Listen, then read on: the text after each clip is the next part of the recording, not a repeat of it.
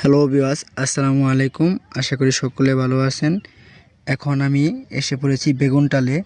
আপনাদেরকে দেখাবো যে বেগুন গাছের কি পরিমাণ পোকামাকড়ে আক্রান্ত হয়েছে, সেসব চিত্রই আমি আপনাদের মাঝে তুলে ধরব। আপনারা দেখতে পাচ্ছেন যে একটি বেগুন গাছে ফুল ধরেছে। কিছুদিনের মধ্যেই এই বেগুন গাছে ফুলে থেকে বেগুন উৎপন্ন হবে বা বেগুন তৈরি হবে।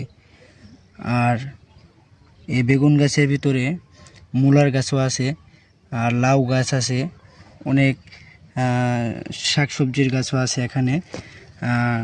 আমি মূলত যে টপিক নিয়ে আলোচনা করব যে বেগুন গাছের নতুন একটি রোগ এসেছে, এই রোগটি আপনাদেরকে দেখাবো। যেমন বেগুন গাছটা দেখতে পাচ্ছেন যে সবুজ পাতা হলুদ পাতায় রূপান্তরিত হচ্ছে।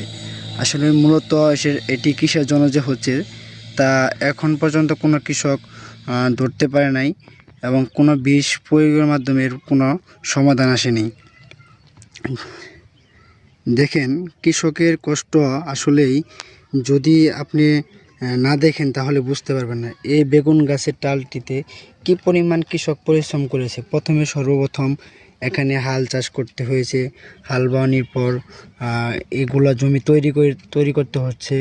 তারপরে যে বীজতলা থেকে বীজ বপন করার পর যে এই বেগুন গাছগুলা কিন্তু সরাসরি এখানে আসে নাই, একে বীজতলায় বীজ রোপণ করতে হয়েছে, মানে বীজতলায় বীজ বপন করতে হয়েছে। বীজ বপন করার পর চারায় রূপান্তরিত হয়েছে।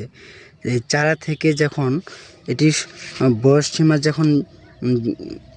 বয়সসীমা হয়েছে, চারা রোপণ করার বয়সসীমা হয়েছে, তখন ওই বীজতলা থেকে উঠিয়ে নিয়ে এসে এখানে চারা রোপণ করা হয়েছে। আর কৃষকের কপালটা অনেক খারাপ। দেখতেই পাচ্ছেন যে বেগুন গাছে পোকায় আক্রমণ হয়েছে, এবং এই হলদে যেটাকে আমাদের গ্রামের ভাষায় কৃষকরা রোহিঙ্গা নামে চিনে, যে এটা একটি রোহিঙ্গা জাত হয়ে গেছে বেগুন ডালেরও এই অবস্থা। আর কি করার আছে, কৃষকরা তারপরে অনেক আশাবাদী যে এসব পোকামাকড় এসব রোগ এক সময় ভালো হয়ে যাবে এবং তাদের বেগুন গাছে অনেক ফলন হবে। এই আশাবাদী প্রত্যাশা করে কৃষক তার প্রতিনিয়ত তার জমিতে কীটনাশক এবং কাজ করেই যাচ্ছে। ধন্যবাদ সবাইকে। আর নতুন ভিডিও পেতে অবশ্যই চ্যানেলটি সাবস্ক্রাইব করে রাখবেন। আপনাদের মাঝে আমি গ্রামগঞ্জের এবং গ্রামের প্রাকৃতিক পরিবেশ এবং কৃষি কাজে যারা নিয়োজিত আছে তাদেরকে, এবং বাংলাদেশের কৃষি প্রধান দেশ